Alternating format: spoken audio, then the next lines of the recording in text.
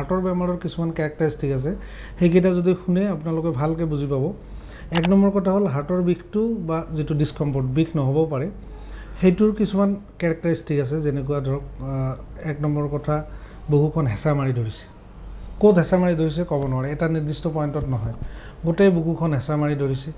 জ্বলা পোৰা কৰিছে জ্বলা পোৰাটো পেটৰ পৰা উঠিছে নে ডিঙিৰ পৰা আহিছে দাঁতৰ তল পাৰি হাত দুখনলৈ জ্বলা পোৰা গৈছে পিঠিও জ্বলা পোৰা ঠিক ধৰিব নোৱাৰি নিৰ্দিষ্ট বিন্দুত নহয় আৰু সেই বস্তুটো লাহে লাহে বাঢ়ে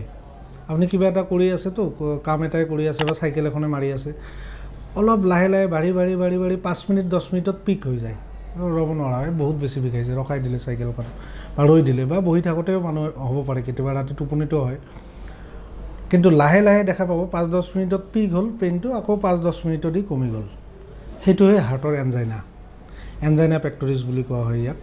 এটো গ্যাস হ'ব নোৱাৰে তাৰ মানে 5-10 মিনিট থাকে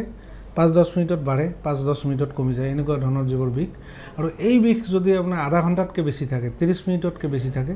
ইয়াকে কয় হাৰ্ট এটাক গতিকে মানুহ এজনৰ 5 বছৰ 10 বছৰ ধৰি ইয়াতে বিষাই আছে টিপিলে বিষায়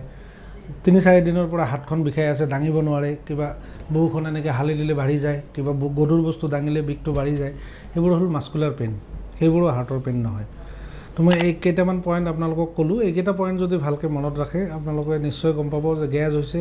নে হাৰ্টৰ বেমাৰ হৈছে যাক আমি এনজাইনা বুলি কওঁ আৰু এনজাইনাটো বেছিকৈ থাকিলে ইয়াক হাৰ্ট এটাক বুলি কয় আৰু ইয়াৰ মেকানিজম হ'ল একচুৱেলি আমাৰ হাৰ্টৰ যিবোৰ ধমনী থাকে কৰোনাৰী ধমনী বুলি কয় কৰোনাৰী ধমনীৰ মাজেদি যিখিনি তেজ চলাচল কৰে সেই তেজত একচুৱেলি অক্সিজেন থাকে সেই অক্সিজেনখিনি হাৰ্টৰ মাসেলে পালে তেতিয়াহে হাৰ্টৰ মাসেলখিনি জীয়াই থাকে